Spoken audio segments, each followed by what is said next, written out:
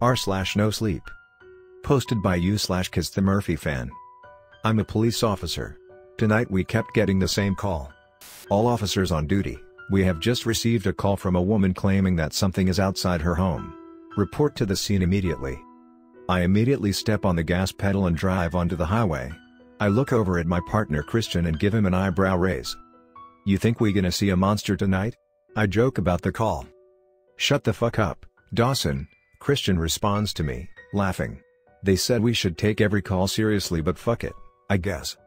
I was supposed to be home in an hour so me and my wife, Michelle, could have a late night TV dinner, but it seems that at this rate, we wouldn't be able to. I was too nervous to call her at the moment because I didn't want her to get upset at my possible absence from home tonight. We continued driving down the highway and looked at the given address from the dispatcher. It was only a couple more minutes away, so I sped up a little bit to get there quicker. "You think you're gonna have that TV dinner with your wife tonight now?" Christian asks me. I shrug, watching the cars and street lights pass by. "If this is the last call, hopefully. We haven't been able to do anything together for weeks," I sigh. I really miss the times we used to have together." "I get what you mean. Work is a pain in the ass. Let's just get this call done." "It's probably nothing," Christian reassures me. I take a turn and go into a silent neighborhood, pulling into a row of houses. I drive towards a diverting two-story house. I double-check the address and look back at it. We were here. We get out of our car and we see the distraught woman who made the call outside of her home, awaiting our arrival. We quickly make our way over to her as she steps off her porch. I could see that she has been crying, seeing a stream of tears running down her eyes. "Ma'am, it's okay, we're here now. Is the guy still outside your home?" I put a hand on her shoulder and calm her down. I hear her sniffle. It's not a person." The woman cries. I can't even explain what it was doing. She stops mid-sentence and starts breaking down. Me and Christian look at each other and exchange concerned gazes before turning back to the woman. "Where do you think it is? Is it still here? Are you even sure it's not a person?" Christian says with a little more order in his voice. The woman continues sniffling. "It's in the backyard. I'm sure it wasn't a person, just hurry." We tell the woman to go inside her home as we pull out our guns from our holsters and flashlights since there wasn't a source of light coming from her backyard. We made our way into the backyard and flicked on our flashlights. As we stepped foot into the grass, I immediately got an eerie and unsettling feeling setting in me. I didn't hear or see anything yet, but I also didn't feel safe. Me and Christian moved our flashlights around and moved the light throughout the entire yard, taking prompt glances, but there was nothing in sight. "You seeing anything?" I say to Christian. He shakes his head. "Nope, seems like bullshit so far," he responds, still glancing around. We both notice a deck beside us that connects to the house, and we move our flashlights below it. We didn't see anything from where we were standing, but we saw wooden poles holding the deck up that was blocking a portion of our view. We decided to check underneath the deck. The deck was pretty tall, so we walked towards it and just walked underneath it, moving our flashlights up and down to see if anyone was hiding down there. We figured it was pretty likely since before, when we've gotten calls like this, people did hide under decks frequently. There wasn't anything under this deck though. For the most part, it was empty. It was long in length, so we walked across and checked it out in its entirety, yet we still didn't see anyone or anything. I lowered my flashlight and felt that something was off about all of this.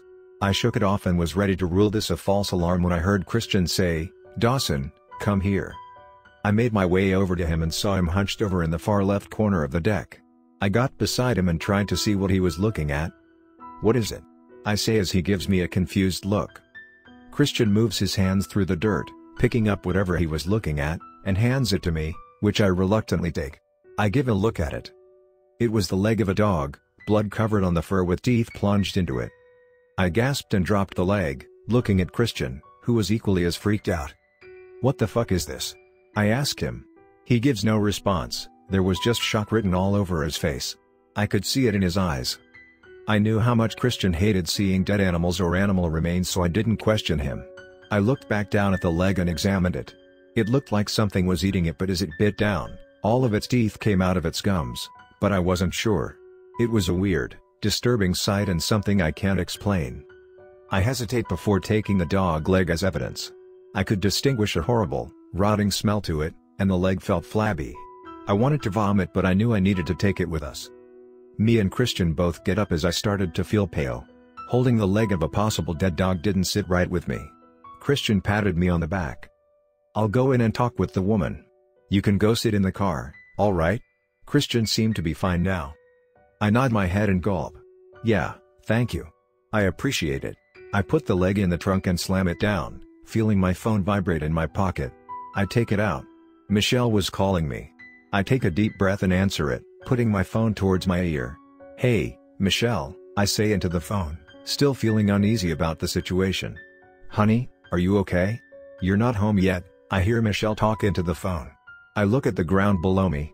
"Yeah, I know, I'm probably going to have a late shift tonight, sorry," I respond with guilt. "Oh, that's fine, I guess.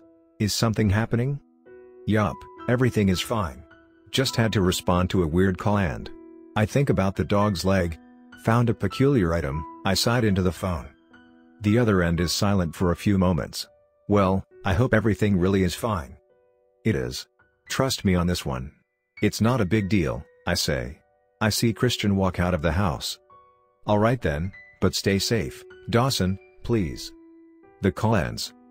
Me and Christian get into the patrol car, sitting there for a minute, thinking about what just happened. I examine the neighborhood. It was dark. Almost every house had no light reflecting onto the street, and no street lamps were on. Just darkness. The vibe was unlike anything I've been in before, even in my 9 years as a police officer. "What did the lady say?" I finally say to Christian, beginning to start the car. I asked if she had any cameras so we could see anything enter her backyard, but she said she didn't. She said she saw some kind of creature in her yard eating some kind of animal. He motions his head to the back of the car, where the dog leg is. I understood what it meant. We probably need to take the dog leg to the station and check it out. Something feels supernatural about this.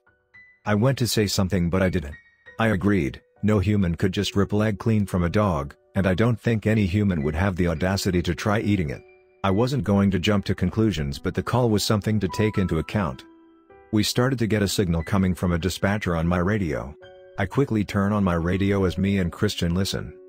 We have just received 2 calls from people saying that something was in the backyard of their home. Officers are already en route to one address. I need other officers on scene at the other immediately. Christian and I lock eyes on each other out of confounding fear. Weren't we just at a call about this?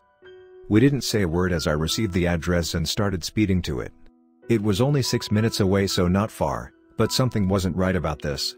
Something was going on and it wasn't good. We hear the radio crackling on again and I start dreading what it's gonna be about. I hear a dispatcher's voice come on again. "We have just received another call from someone saying that something was walking around their property. We need officers on the scene." I repeat, we have just received a 4th call that something was walking around someone's property. "What the fuck is happening?" Christian says. My hands start shaking on the steering wheel as I take a turn. "Something's not right, man." My voice quivers. "Snap out of it, Dawson. It's gonna be fine." Christian tries to unnerve me. I shake my head.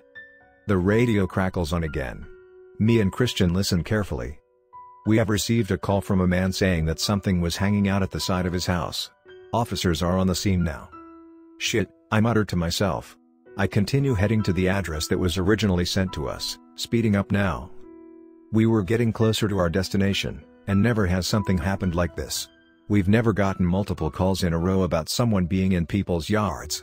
This was different though. These were reports on something in people's yards, whatever the hell that meant. It's never been on this caliber before. We pulled towards a house on the street and we immediately had our guns drawn. After the last call we checked out, and after hearing all of these other reports, we weren't taking this one lightly because something was seriously wrong. Me and Christian peeked our heads in the backyard but didn't see anything. The lights in the house were on, so at least we knew the resident was still okay. That was until we heard the sound of a man giving the most blood-curdled scream I have ever heard from inside the home. We immediately rushed to the front door, preparing to enter with force. Christian gives me a scared look, and I give him a signal to be brave. I look at the door and take a deep breath as I continue hearing screams.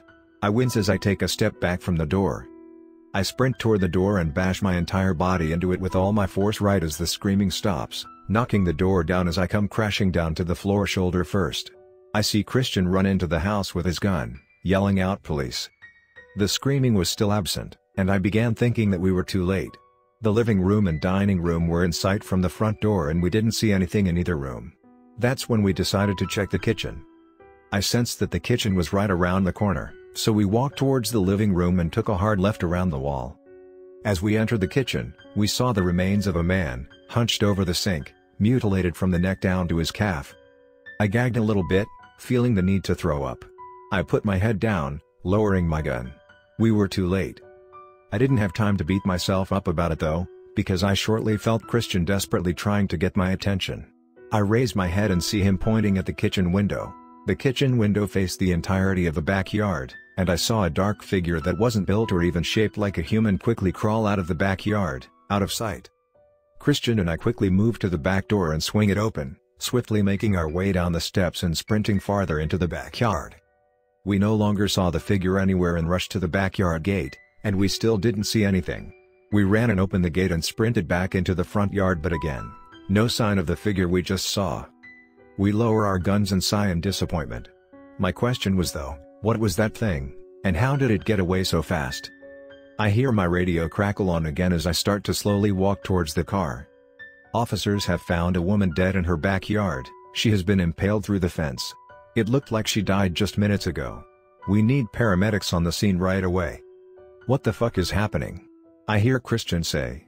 He slumps against the garage door and lowers down to the ground. I felt awful for Christian. It was clear this was a lot for him to digest. I understood, though. This was also unexplainable.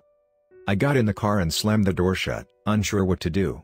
I surveyed the street and tried to search for that creature more, but I still didn't see it. It truly just disappeared, gone with the wind. I heard my radio crackle on again. The dispatchers got another call from somebody saying that something was in their backyard. They needed officers on the scene immediately. I didn't know what to do anymore. I was convinced I was living in a hellish, repetitive nightmare, but I did the only thing that I could have done in that state I was in. I pulled out my radio and said, "We have found a man dead in his home." I repeat, we've found a man dead in his home. I got home an hour later. It was almost 1 a.m. at that point and I was exhausted. We had to wait at that house for paramedics to arrive and tell them what had happened. We had to take the dog leg to the station and explain to the sheriff what happened at that house, and it was a whole process that I won't bore anybody with. I reached for my keys in my pocket and fumbled with them for a second before inserting them into the lock and opening the door, breathing a sigh of relief that I was finally where I wanted to be. I threw my radio on a chair next to the front door, forgetting to turn it off. My joy was instantaneously taken away from me when I saw my wife's bloody head, hanging from the ceiling. I screamed and fell to my knees and started crying. This was already a horrible night. I couldn't have lost Michelle too, not her. "Honey?" I heard Michelle's voice from the stairs, shortly before I heard her scream too. I got confused as I raised my head up and looked at the stairs, and there she was. Standing on the stairs, looking at the ceiling in shock. I looked back at the head on the ceiling. It looked almost exactly like Michelle. But how? If her head was there but she was alive on the stairs, then that meant... what the fuck? I didn't know how else to express my thoughts. I look at my overwrought wife. "Did you hear anyone come in or anything?" Michelle looked at me. I could see how terrified and utterly bewildered she was. "Dawson, Michelle, this is important. Have you seen anything outside the house?" "No. I didn't hear anything come in either." I figured she was telling the truth. That still doesn't explain how identical the head was to my wife. The facial features, the hair, everything. I slowly got back up to my feet, walked past the stairs, and went towards the kitchen. Something was drawing me there, and my gut was telling me to go. "What are you doing? What are you gonna do about this? Decapitated head?" I heard my wife yell at me. I stuttered for a few seconds before putting my words together. "I know, I just... hold on." I walked into the kitchen, looked at the counter, and nearly had a heart attack. "Michelle?" I shouted, but I didn't hear a response back. I continued looking at the counter. It was a head, covered in blood that was almost identical to me. I tried to put two and two together but I just couldn't. I didn't fucking know what was happening anymore. My mouth was agape, searching for more words to say, but I was fearful of this situation. These heads, who were they originally, and how did they get here? I felt my phone buzz in my pocket and I pulled it out. It was a text from Christian. Normally he doesn't text me this late, so I was confused. I opened it. I looked closely at the text. It read, "I'm still on my shift and we got a call from someone saying that they saw something in their neighbor's yards. I got the address they provided. It's your house. Don't panic, I'm on my way." My heart dropped reading this. I still didn't know what things were going into people's yards to do whatever the hell knows, but I didn't want to find out. I was unsure of everything at this point. "Michelle?" I continued saying my wife's name, but I still didn't hear a response back from her. I walked out of the kitchen and saw her standing at one of the back doors by the dining room, looking out to the backyard, shaking. I went next to her to see what she was looking at. That's when I saw it. The same dark figure I saw earlier was standing in the middle of our backyard, staring dead at me. I could make out some of its features this time, though. It was tall and bulky, its arms and claws were so long that it just looked unnatural. I couldn't make out any of its facial features, but I could see its eyes. There was nothing but darkness in them. I didn't feel anything anymore looking at it. I lost all feeling in my body and mind. I only felt fear and trepidation. I felt like a bomb ready to explode. What was once me responding to calls living this, was now me living through it myself. There was a strong ambience now, and the creature had an emanation that made my heart beat faster and faster. My actions and thoughts started to feel that they were getting flooded and breached with something otherworldly. I was feeling abstracted now. One thought and one thought only crossed my mind. My phone was still in my hand. I opened it, dialing 911. I looked at Michelle as she was inching closer to me by the second, not saying a word. I looked back at the thing that was out in our backyard. It got into a crawling position and it was making noises that I couldn't even tell what it sounded like. I put my phone to my ear as I hear a dispatcher pick up. 911, what's your emergency? I don't say anything for a moment. All I can do is look at the creature. Look at the being that was in my backyard. What's your emergency? The dispatcher repeats themselves. I finally find the courage to say something. Something I didn't think I was going to say that night. Something is standing out in my backyard. I start to hear my radio crackle seconds after saying that.